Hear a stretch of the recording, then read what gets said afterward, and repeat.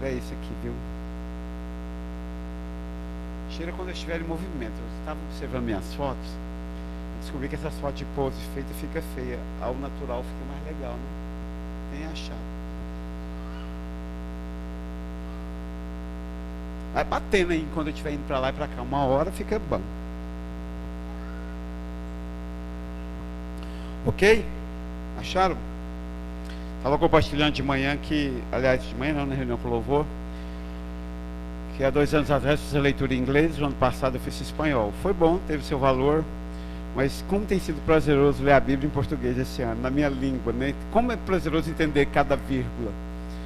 E Deus tem trazido, ressaltado, tem restaurado meu coração alguns textos históricos, e hoje são um desses textos. Então, tem enchido meu coração essa leitura, palavra de Deus. Eu amo a palavra de Deus. Aliás, de tudo que eu vi na igreja, o que mais me seduziu foi a Bíblia. Tendo visto que eu não conhecia, não tinha, a Bíblia realmente me encantou e não desencantou até hoje. Acho a palavra excepcionalmente inspirada, proveitosa, capaz de dilacerar minha alma, principalmente quando eu tenho ouvidos para ouvi-la.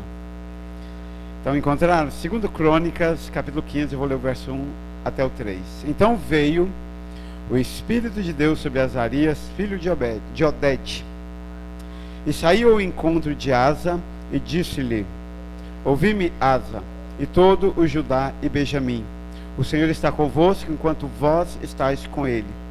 E se o buscardes, o achareis, porém se o deixardes, vos deixará. E Israel esteve por muitos dias, olha que tragédia, Israel esteve por muitos dias sem o verdadeiro Deus, sem sacerdote que ensinasse e sem lei. Agora ainda no mesmo 2 Crônicas, no 26, no verso 5. E ele buscou a Deus nos dias de Zacarias, que tinha entendimento nas visões de Deus. E enquanto ele o buscou ao Senhor, Deus o fez prosperar. Pai, eu te dou graças, eu te honro, eu glorifico a ti, dá-nos tua palavra, dá-nos o teu reino, Pai, em nome de Jesus, Pai, em nome de Jesus. O primeiro texto, o texto de 2 Crônicas, capítulo 15, do verso 1 ao 3, tem 2 personagens, um profeta e um rei. O profeta é Azarias, filho de Oded, e o rei é Asa. Asa é o rei. E no segundo texto nós temos também 2 personagens, incrivelmente, um rei e um profeta. O profeta aqui nesse caso, nesses dias, era Zacarias, e o rei era o rei Uzias. Mesmo não mencionado no verso 5, mas se você ler o capítulo, você vai perceber que o rei desses dias era Uzias. Talvez aquele mesmo rei Uzias que morreu no ano em que Isaías viu o Senhor. Então eu quero pensar sobre essa coisa desse rei, desse profeta nos 2 textos, sob o prisma, sob o ponto de vista do nosso relacionamento com Deus. De como eu preciso me relacionar com meu Deus. De como meu Deus espera de mim um relacionamento com Ele. E a primeira coisa, vem do primeiro texto, é que esse relacionamento é uma troca diária. Olha o versículo 2 de 2 Crônicas, capítulo 15. Saiu ao encontro de Asa e disse-lhe: ouve-me. Isso foi Azarias, o profeta. Ele foi ao encontro do rei Asa e disse: olha, Asa e todo Judá e todo Benjamim, escutem. O Senhor está convosco enquanto vós estáis com ele. Se o buscardes, o achareis. Porém, se o deixardes, ele também vos deixará. Eu sempre mencionei esse texto de uma forma errada, dizendo que essa palavra tinha sido dada a Josafá, o rei Josafá. Agora, nessa leitura eu pude colocar em dias e entender, matizar na minha mente que foi uma história do rei Asa, não do rei Josafá. Mas a moral da história aqui, que o nosso relacionamento com Deus é uma troca diária. É um relacionamento que se dá no dia a dia, que não se dá esporadicamente, ou não se dá parceladamente, ou não se dá em momentos distintos da nossa existência, mas se dá na nossa existência. E o que o profeta diz para o rei Asa é simples e claro: o Senhor está com você, enquanto você está com Ele. Nós caímos numa caçapa de um amor universal, que Deus nos ama, e de fato Ele nos ama. E Ele amou a humanidade, Ele amou o homem, Ele amou o mundo, de uma forma tão suprema, tão superior, que Ele deu seu Filho para morrer, para que todo aquele que o ame, o receba, tenha vida eterna. Então, inquestionável é o amor de Deus. Insondável, definitivamente, é o amor de Deus. Mas existe um ponto em nosso relacionamento com esse amor que é cabal e precisa ser restaurado em nossas mentes. Que Deus, Ele não é invasor, que Deus não força a barra, que Deus não mendiga sentimento, que Deus não está à procura desesperadamente de alguém que o ame, porque Ele próprio é amor, Ele próprio se ama. E Ele deixa claro: o Senhor está com você, enquanto você está com Ele. Para mim é uma matemática simples, mas eu sei que costumeiramente ela se dificulta no nosso dia a dia. Para mim é básico: Deus está comigo, agindo na minha vida, nos meus filhos, no meu trabalho, nas minhas finanças, enquanto eu estou com Ele. Como Ele não é um invasor, como Ele não é um intrometido, quando eu me afasto dEle, há uma reação automática dEle se recolher e esperar que eu precise dEle. Na nossa cultura, na nossa carência, na nossa queda pecaminosa, não sei com base em que nós aprendemos que amor é fazer o que eu quero. Se não fizer o que eu quero, se não estiver grudado em mim, se não estiver simbioticamente vivendo, respirando o ar que eu respiro. Eu acho que foi as músicas sertanejas que ensinou isso para a humanidade, né? É o ar que eu respiro, não é amor. Mas o amor de Deus, ele não é mais ou menos assim, não.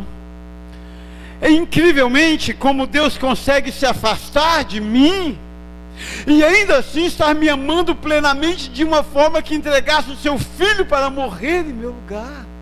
Aliás, vale lembrar que quando Ele entregou Jesus para morrer no meu lugar, eu não o amava, eu estava distante. Não mudou o seu amor, mas a sua ação no meu dia a dia. Então Deus consegue sim se afastar de você, não interferir na sua vida, entregar a você os caminhos do seu próprio coração, sem deixar de amar você. É isso que precisa ficar claro. Nós não estamos discutindo o amor de Deus sobre a humanidade, não, de forma alguma, mesmo porque seria uma discussão que eu perderia, porque Ele ama sim a humanidade. Estou discutindo a ação de Deus sobre sua vida, quando você se afasta dEle, Ele te amando acima da própria vida de Jesus Cristo, dando a cruz, mas ainda assim resguardado de agir na sua vida, porque você não está com Ele.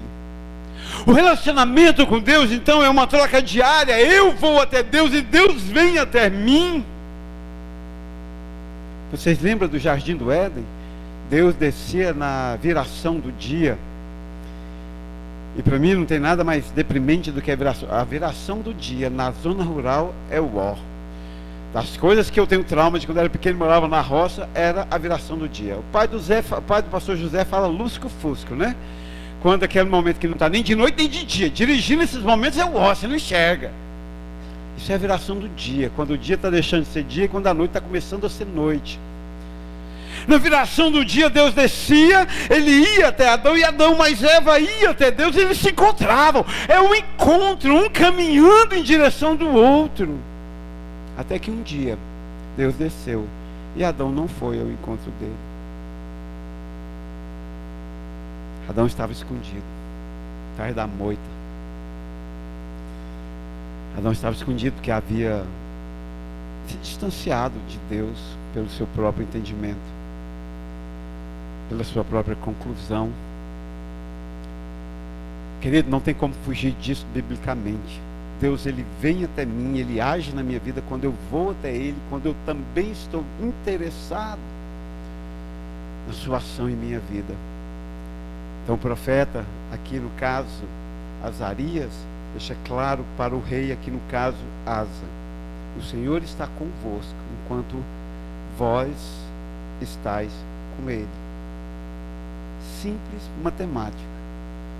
Se cada um de nós entendêssemos isso, a nossa relação com Deus iria melhorar gradativamente.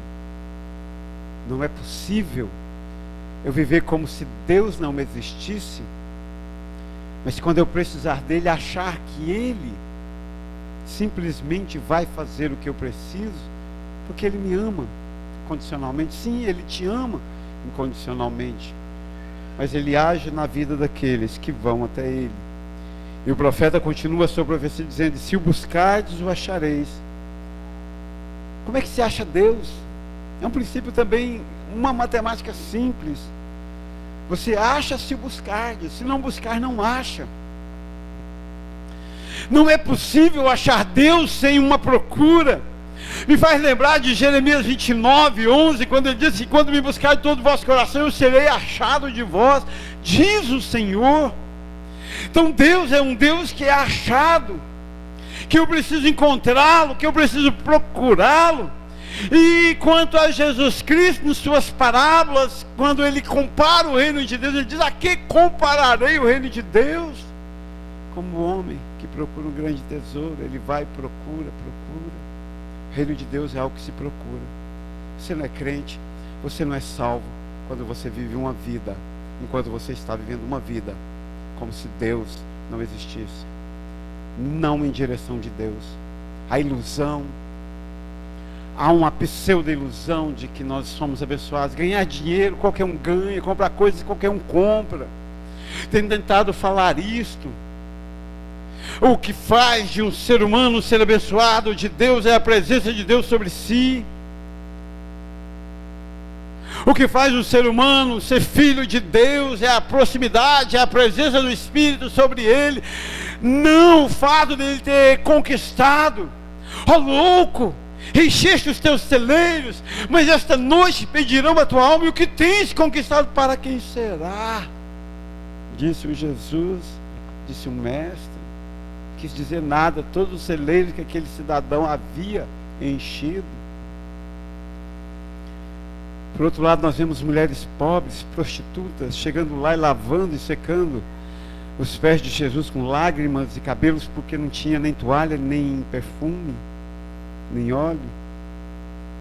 Mas de tais é o reino de Deus. Esse é um ser humano abençoado, pecador em sua vida, caído, mas que foi até o Mestre. O diferencial está simplesmente aqui. O rei Asa: enquanto buscardes o Senhor, enquanto o Senhor está convosco, enquanto vós estáis com Ele. Se o buscardes, o achareis. Porém, se o deixardes, Ele simplesmente vos deixará. Mas Deus não pode me deixar porque Ele me ama. Estamos discutindo, meu querido, de novo, não estamos discutindo o amor de Deus sobre a humanidade. O amor de Deus é incondicional, é perfeito, é intocável, é majestoso. Ele ama.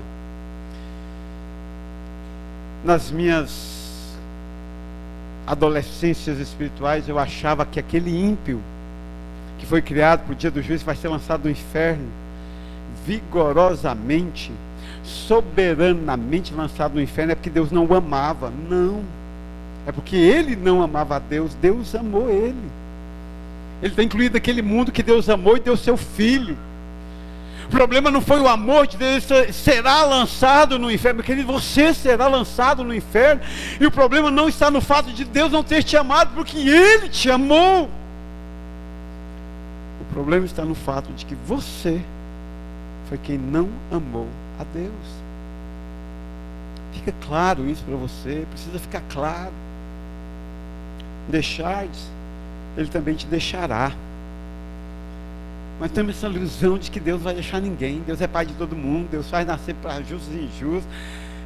todos somos filhos de Deus. Meu Deus, nesse tempo de que não pode falar mais nada religiosamente, que tudo agora é intolerância religiosa, né? Você tem que ir lá em tudo ecumênico agora, fala assim, todos nós somos filhos de Deus. Não somos de jeito nenhum. Deus é um só. Deus não é um só de jeito. Não vai me dizer que o Deus evocado lá no candomblé é o mesmo Jesus que nós evocamos aqui. Não, não é, não tem como ser. Se é, ele é esquizofrênico. Ele tem uma personalidade distinta aqui e outra lá. Então não é de forma alguma. Deus é soberano. Deus é supremo. E ele deixa assim. Então para com essa ilusão de querer acreditar que lá, esse jeitinho brasileiro, que no final tudo vai dar certo. Não, dia do juízo Deus não deixa de fora não. Não, está tudo ok. Recentemente alguém me inquiriu com uma pergunta interessante. Não entendo, estou indo no culto, estou dando dízimo. Então não entendo o que está faltando, por que Deus não me abençoa. Sugerir para ela. Você já pensou na possibilidade de você se converter a Jesus, entregar o seu coração para Jesus, deixar Ele te transformar? Eu queria muito que só vir ao culto. De novo, tem uns quadrados na Bíblia que a gente não dá conta de calcular a área do perímetro. Pode bater cabeça tanto que você quiser, que nós não vamos chegar numa razão. Porque funciona assim. O simples fato de você dar dízimo e vir ao culto não garante a bênção de Deus sobre você. O fato de você não vir aos cultos e não dar dízimo quase sempre garante a ausência da bênção de Deus sobre você. É o quadrado que você não vai dar conta de calcular o perímetro nunca.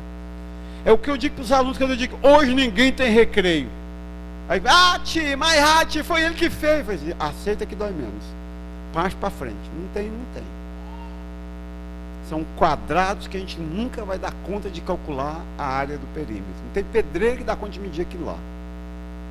Viu, Reginaldo? Não tem trena que alcança a razão daquele tamanho. Ou aceitamos ou não aceitamos. O que nós precisamos é ir até Deus. Então, o nosso relacionamento com Deus é uma troca diária. Mas nosso relacionamento de Deus é marcado por algumas coisas. Ele é composto, olha aí no verso 3 do 2 Crônicas 15. E por isso, quando Asa não deu ouvidos, e por isso, quando Asa se desviou, e por isso, quando Asa não achou caminho, e Israel esteve por muitos dias sem o verdadeiro Deus, sem sacerdote que lhe ensinasse e sem lei. Quer então ter um relacionamento com Deus? Preciso desses elementos. Preciso primeiramente de Deus.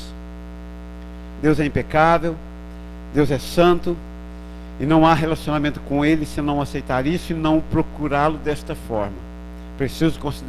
Preciso considerar Deus em todos os meus caminhos. Aliás, o proverbiano diz que é o ímpio que não considera Deus no seu caminho.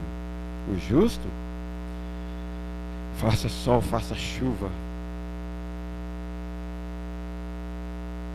olha para Deus e diz, Deus, tu estás aqui. Tive uma experiência dessa, pessoal, particular, íntima. Quando fui diagnosticado diabético, e a médica disse assim, tem que ter uma atividade. Eu falei, vou comprar um esteiro. Comprei um esteiro. Foi 2.700. 10 pagamentos, 270. Que ó. 8 meses ela queimou. Não tinha terminado de pagar. Eu olhei para aquilo e falei assim, eu venço você. Chamei o técnico especializado, Cristiano. A placa que queimou, compra a placa, R$370. Vai somando quando está essa esteira. Comprou a placa, não funcionou. Aí o técnico falou assim, é o motor. Eu olhei para você e falei assim, eu te venço, eu vou comprar esse motor. R$750. Calcula quanto que está a esteira. Fiz o motor, não funcionou, parava. Aí eu fui pesquisar, aí eu cansei do técnico e fui ser autotécnico. Fui para a internet, para o YouTube. Não, é o sensor que queimou. Comprei o sensor. Mas o sensor foi barato, foi R$50 os dois. 2 leitor ópticos lá. Eu mesmo comprei, aí eu já estava quase um técnico de esteira. Comprei pela internet, instalei. Subi no primeiro dia, 10 minutos, a esteira parou. Eu dei tanto chute nela, tanto murro nela.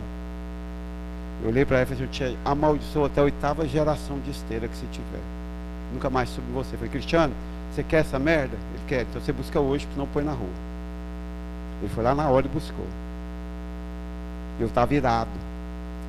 Porque 3 mil dava para me pagar 4 anos de academia. Porque os 3 mil não, né? Os 4 mil que eu gastei com aquela esteira dava para me pagar 4 anos de academia. Mas eu queria ter o domínio. Eu fiquei irado umas 2 semanas sem rumo, como todo bom neurótico. Toda vez que muda o meu cardápio, eu piro. Eu preciso de ritmo, eu preciso de rotina. E eu fiquei meio sem saber o que fazer. E agora, o que eu faço, o que eu não faço? Aí eu tomei a decisão: vou dar um jeito e vou para a academia. Vou ter que fazer, porque agora, devendo da esteira, o motor, a placa, não dá para comprar outra agora. E olha que eu tentei. Eu até tentei comprar outra esteira. Fiz orçamento, pedi cartão emprestado. Eu vou comprar outra. Eu vou regular isso. Um dia eu estava voltando da escola. Eu falei: não, você me presta seu cartão, eu vou comprar uma esteira. Ele: sim, tem limite, pode comprar. O medo que me Deus falou no meu coração: a mula de Balaão vai ter que falar de novo. Você não consegue entender? Não consegue entender? Estou te dizendo: para. Dei aquela respirada e falei assim: gente, eu não vou comprar esteira. Eu não vou mexer com isso não. Vou me submeter ao caminho agora. Ainda faltam umas 8 prestações do motor e da placa. Acho que uma da esteira. Mas eu resolvi simplesmente calar e ouvir a mula. E fui para a academia. Igual o cachorro do Chaves, com o rabo entre as pernas, irado, chateado. 3 semanas de academia. Fez um mês agora. Estou com 1 mês e 1 semana que eu estou indo na academia. Fui na mais pobre, na mais barata. Não vou fazer propaganda negativa. Fui na mais barata, mais perto de casa, mais barata. Cheguei lá e conversando lá com a menina lá, a instrutora falou: nossa, eu queria fazer um alongamento. Eu estou com reumatismo aqui nesse momento, não estou conseguindo mais levantar o ombro, está doendo demais. Ela falou assim: a menina ali faz. Fui lá no técnico e falei assim: e aí, como é que funciona? Ele falou assim: vou fazer um teste, depois se você quiser a gente combina aí, tá? Faço uma vez por semana. 2 sessões de alongamento, eu praticamente não estou sentindo mais nada. Aí eu estava voltando para casa, feliz, dormindo feliz, tranquilo. Falei: Senhor, que bom, né? Deus foi meu coração.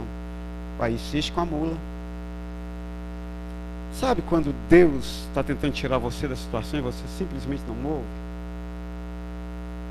A mula já gritou, a mula já te derrubou, a mula já te feriu, você simplesmente não move. Deus é bom, Ele é fiel em todo o tempo. Nessa busca diária, não podemos desconsiderar Deus, Ele está tentando falar o tempo todo. Mas no versículo 3 ele diz: por muitos dias Israel esteve sem o verdadeiro Deus. Quando você está sem o verdadeiro Deus, sua vida é um desastre. Eu digo para você aqui agora: você sem Deus é um desastre.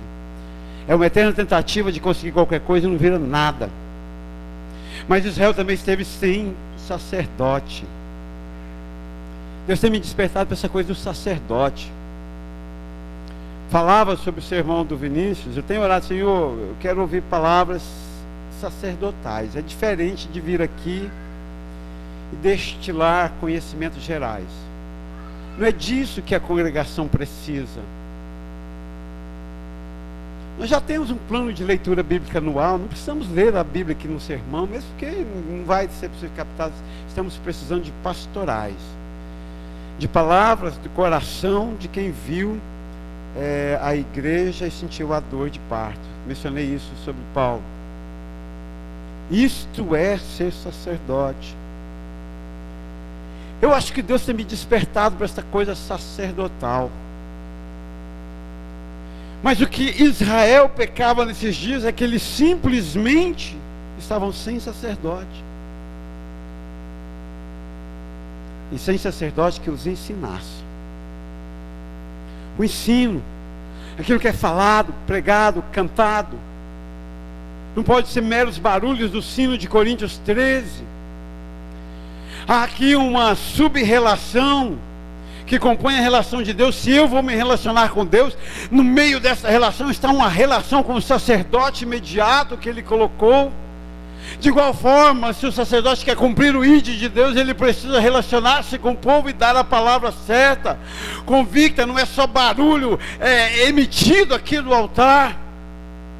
Precisa ter vida, precisa ter compromisso com o povo. Não é compromisso com o indivíduo, não é aprovação individual, não é chegar aqui e contar o tanto que eu sou sabereta, eu sei das coisas. Poderia chegar aqui e falar para você, nós estamos estudando, né? O marido está fazendo uma pós-graduação, não sei no que é mesmo? Avaliação educacional, morreu de inveja? Nem sei o que é muito bem, como é que é. Avaliação educacional, fazendo uma pós-graduação, estudando pra caramba. Eu estou estudando, estou fazendo bacharel em psicanálise. Nós estamos na 4ª matéria, pastor Zé Deus está fazendo bacharel em psicanálise. Estamos estudando, esses dias eu levantei 3 horas da manhã para fazer prova, porque eu não estava dando conta. Poderia chegar aqui, nós estamos estudando agora filosofia nas matérias. Sócrates, Platão, John Locke, meu Deus, Lacan. Poderia chegar aqui e falar para vocês o tanto que eles foram saberetas. Mas isto não é sacerdotal. O que é sacerdotal é isso daqui, ó, a palavra de Deus. Contrapartida, meu querido, não adianta eu passar a minha semana, estava compartilhando com o Ministério do Louvor. Fábio, cadê tu? Fábio, que dia que eu mandei o sermão de hoje para você? Quinta-feira. Pega lá o WhatsApp dele. Quinta-feira, esse sermão que estou pregando para você estava no WhatsApp do Fábio. Porque ele manda em mim? Não, porque ele dirige as mídias. E aí ele coloca os pontos. Então a gente manda adiantado para ele. Eu mandei na quinta-feira. Sabe o que isso quer dizer? Sexta-feira da outra semana, esse sermão estava pronto. Pensei durante a semana, refleti de novo, voltei, não mudei nada. Que já tinha mandado. Mas refleti. Também não adianta eu buscar a palavra, refletir sobre ela, meu querido, se você chega aqui e simplesmente continua estando sem sacerdote. Isso é nos detalhes. Vamos tirar uma foto? Vamos sentar? Vamos na escola bíblica? Vamos orar terça-feira online? Não, tem que corrigir prova. Não, eu tenho que limpar a casa. Não, tem que passar roupa. Não adianta também, é uma coisa, é uma via de mão dupla. Não adianta você ter sacerdote se você vive como se não tivesse. Eu estou mais ou menos que nem que Deus. Se Deus entrega você aos desígnios do seu próprio coração, como diria na minha terra, quem dirá eu? Está entregue. Vai lá, seja feliz, seja muito feliz na sua vaidade, na sua promiscuidade. Vai lá, seja muito feliz na sua pornografia. Vai lá, seja muito feliz na sua vidinha medíocre. Vai lá, seja. O dia que você quiser Jesus, eu quero estar aqui como sacerdote com a palavra de Deus, não pensado em você, mas pensado naquilo que a igreja do Senhor precisa. E ela é bem maior do que o indivíduo. Então o sacerdote, essa relação sacerdotal, ela é extremamente necessária. Era disso que comentava sobre o sermão do Vinícius. Não, fazia tempo que eu não estava vendo, ouvindo, ou sentindo, ou percebendo esta dor sacerdotal numa palavra aqui do culto de todo mundo. De se importar. Caramba, você está fazendo a obra do Senhor relaxadamente, isso não vai ser bom para você. Caramba, você está afastado de Deus. Isso é relação sacerdotal. O sacerdote que se esquiva disto, ele não é sacerdote. Que é aquilo que eu estava dizendo, pregar, qualquer um prega, assumir um compromisso com a palavra, com o povo de Deus, aí é para o sacerdote. Mas o povo insistentemente achava que podia ser feliz sem sacerdote, não conseguia. Então nessa troca diária do relacionamento com Deus, enquanto eu estou com Ele, Ele está comigo, enquanto eu busco, eu deixo, mas se eu deixar, Ele me deixa. Existem esses componentes. O Israel estava lascado porque estava sem Deus verdadeiro, estava sem sacerdote. Talvez você tenha vivido uma vida lascadinha nos últimos tempos, talvez pelo fato de você estar sem Deus, sem o verdadeiro Deus. Ou talvez pelo fato de você simplesmente estar sem sacerdote. Tá, você pode me culpar, é direito seu. Mas é bom de vez em quando olhar para o espelho. Meu pai sempre dizia isso, que de vez em quando é bom dar uma olhada no espelho. Vai que nasceu uma espinha que você não percebeu. A gente que usa barba, então, você tem que olhar no espelho. Sabe? Pessoa de barba, quando cai um catarro seco aqui na barba, no bigode, ele não vê, ele fica o dia inteiro andando com aquela caquinha aqui. Faz parte de vez em quando olhar no espelho. O crente que não, de vez em quando não dá uma autoanálise, uma autoolhada para dentro de si, ele é o bigodudo que tem uma caca pregada no bigode e não percebe. Todo mundo ri dele, todo mundo já viu que ele está na rebeldia, todo mundo já viu que ele está no pecado, todo mundo já viu que Deus não está com ele, mas ele está lá. Igual eu, que dia que foi? Ontem, né? Ontem foi sábado? Ontem fui no barbeiro cedo, e agora eu estou quase fitness, estou indo na academia até no sábado, né? Agora, né? Estou gostando não, mas sou obrigado, então eu vou. Fui para a academia ontem. Saí do barbeiro e fui, né? Chegou lá, estou lá puxando ferro. E um rapazinho olhando para mim rindo. Eu disse, letra A, apaixonou. Letra B, ele quer usar esse equipamento, eu estou demorando. Porque eu fico assim, quando as velhas... Se vocês virem falar que o pastor bateu, tacou um ferro de 5 aqui na cara de uma velhinha, fui eu. Ou, alguém conta, vocês contam para os seus familiares, faz esse favor para a comunidade, conta para os seus familiares que a academia é lugar de você fazer o exercício, levantar e ir embora. Aí ela senta no equipamento, fica lá. Eu vi uma velhinha 20 minutos no equipamento sem fazer nada, tirando foto. E por lá na fila querendo usar. Mas que irritação que me dá. Eu lembrei, é disso que eu não gosto da academia. Não gosto do barulho do som, não gosto da bateção de ferro, não gosto das velhinhas tirando foto. Tem uma jovem também. Né? E o espelho, então? O Iago, ele fica 2 horas e meia na academia. Ele malha 30 minutos e 2 horas olhando no espelho. Fazendo pose, treinando para quando for halterofilismo. Aí eu pensei, eu acho que o rapaz está querendo usar o equipamento, né? Baixei a cabeça, acelerei e saí. Fui pro outro. Aí quando eu estou no outro, tá ele lá, mais o amiguinho dele lá. E aí já tinha juntado com a personal trainer, que é filho da colega de escola. Ex-colega, me aposentou.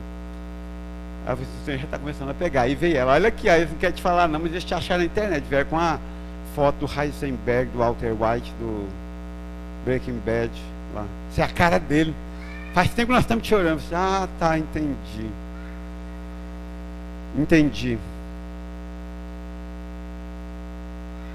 Só ficar sentado olhando para mim rindo não faz de mim seu pastor e não faz de você minha ovelha.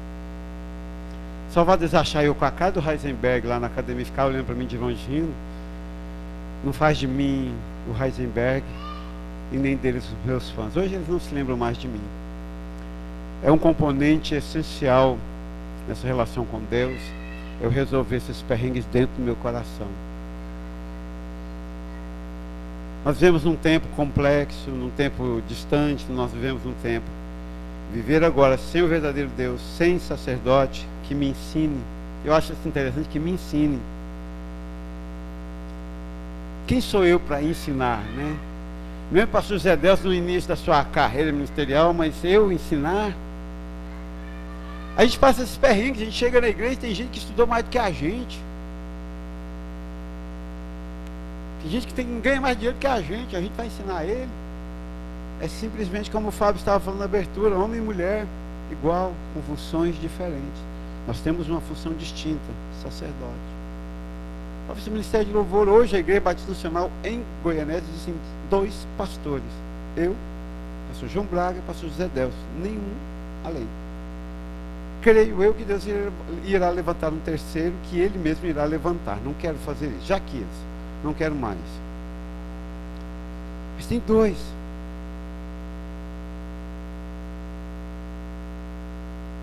Estordia, como diria o Flávio, estava lá, ela falou assim, tio, diga, a fulana lá quer ir no banheiro. Eu falei, então deixa ela ir. Mas eu não posso ir. Então, morreu o assunto. Como eu não sou ruim de natureza, esperei dar 10 minutos, marquei 10 minutos, esperar 10 minutos. Deu 10 minutos, eu falei assim, fulano, você sabe falar? Sei, então fala comigo. Tia, porque eu queria ir no banheiro, então da próxima vez você fala comigo. Fala comigo. Porque não adianta você falar com o seu colega, que o seu colega não tem autoridade para deixar você ir ou não ao banheiro. Quando você precisar, estiver sentindo alguma coisa, você fala com o professor. Igreja não é diferente não, Fábio. Você pode ir ali na porta e resolver todos os seus perrengues sexuais, financeiros, emocionais, barrigais com qualquer irmão da igreja. Mas pede o irmão da igreja para resolver para você. E chega uma hora que você vai precisar de sacerdote que te ensine. Quanto a mim, não disputo liderança. Se alguém tem pastor, eu não sou pastor de ovelha alheia, não gosto disso, tenho ética pastoral, não pastoreio quem tem pastor, seja a esposa, seja o marido, seja o pai, seja o namorado, seja a namorada. Você tem pastor? Resolva com ele.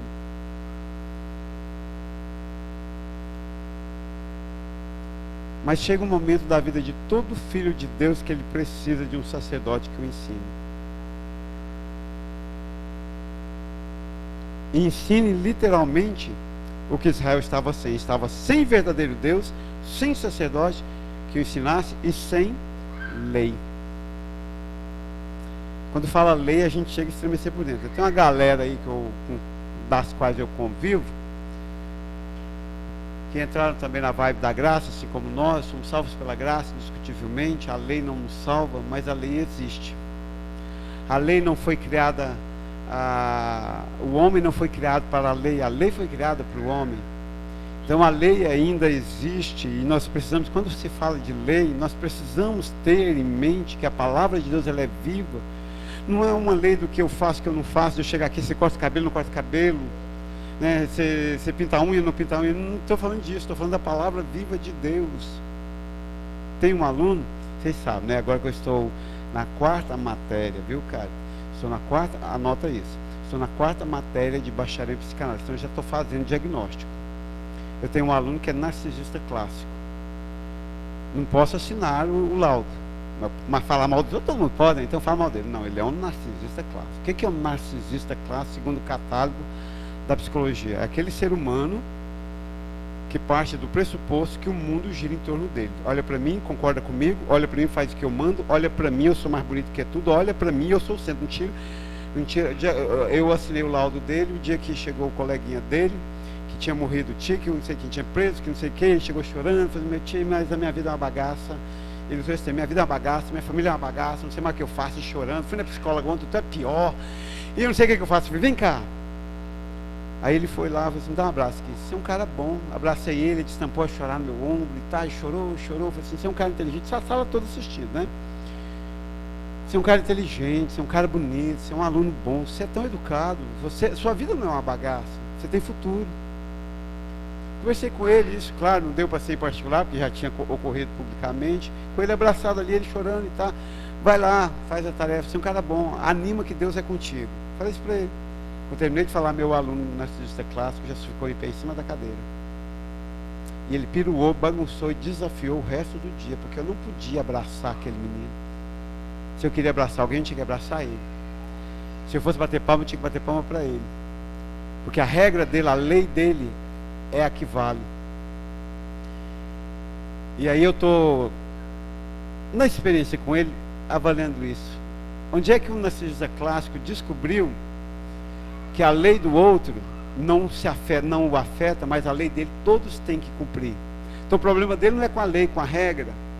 O problema dele é com a regra do outro. Porque a dele todos têm que cumprir. Ele chega e ele quer mandar em mim. Eu digo, não.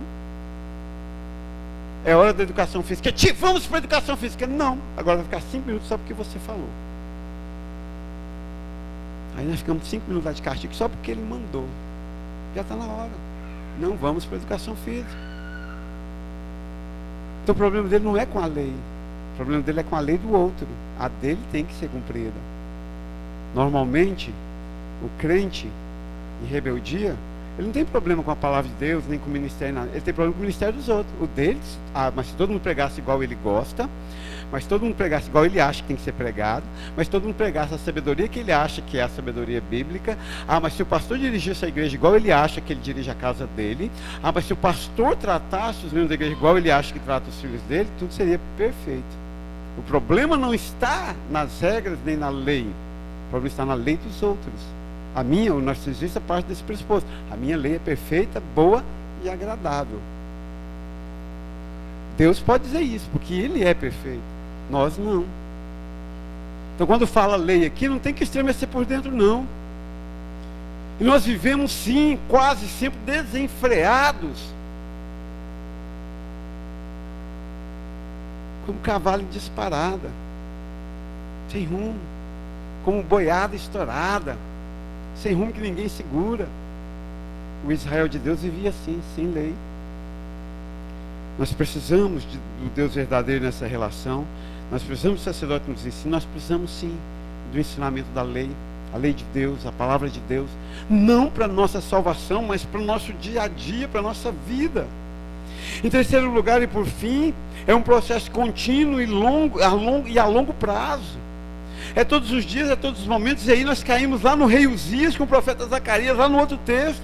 E ele buscou a Deus nos dias de Zacarias, e que tinha entendimento nas visões de Deus. Enquanto ele buscou ao Senhor, Deus o fez prosperar. Ele buscou nos dias do profeta. Não foi ali, vou lá levar um carneiro para sacrificar e pronto, está resolvido. Foi uma busca diária, foi um dia a dia com a palavra de Deus, foi um dia a dia com o sacerdote, e o resultado disso foi prosperidade, em todos os sentidos, a médio e a longo prazo. É um processo. Ser crente é um processo que dura a nossa vida inteira. Até o último dia da nossa vida nós vamos estar aprendendo alguma coisa. Depois que a gente for, aí será aprendizado eternamente. Mas uma coisa é fato: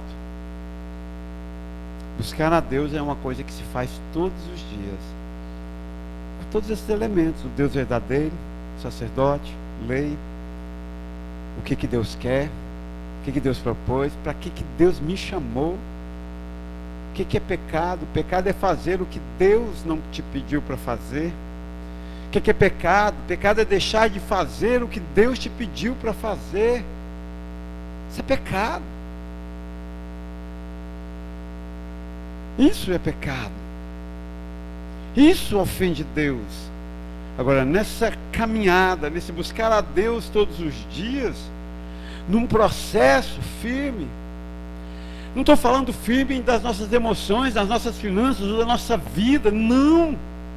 Todos nós temos altos e baixos, problemas, erros e acertos.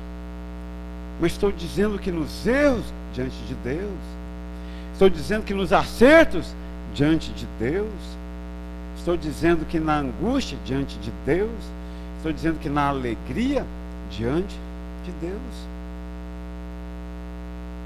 Isso é o verdadeiro processo desse relacionamento que traz prosperidade divina sobre nós.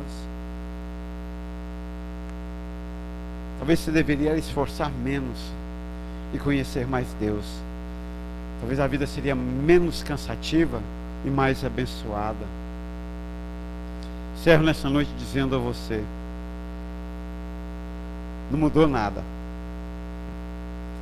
Nós temos aqui profetas e temos aqui reis e sacerdotes. Mesma coisa. Nós temos pessoas que vivem debaixo do querer de Deus, da direção de Deus, que ouve a mula. Nós temos pessoas que saírem disparada com a vida e vão bater cabeça até o último dia da vida, sem encontrar o descanso de Deus o fez prosperar. Cara, tem palavra mais bonita do que essa: Deus o fez prosperar.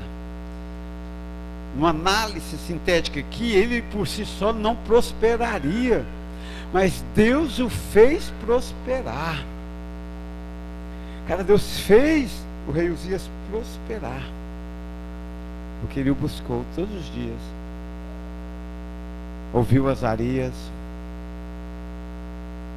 aceitou a lei, dentro daquilo que nós já falamos que representa aqui a lei, aceitou o sacerdote e buscou Deus verdadeiro. E o resultado não poderia ser outro. E Deus o fez prosperar. Acho que eu aprendi isso com a história da esteira. Eu posso conquistar e fazer muitas coisas com minhas forças, mas eu posso descansar e deixar Deus agir na minha vida e me fazer prosperar. Deus o fez prosperar. Que bonito, não é? Belo, que grande. Deus o fez prosperar. Por si só, Uzias não prosperaria, mas Deus o fez prosperar porque ele o buscou todos os dias.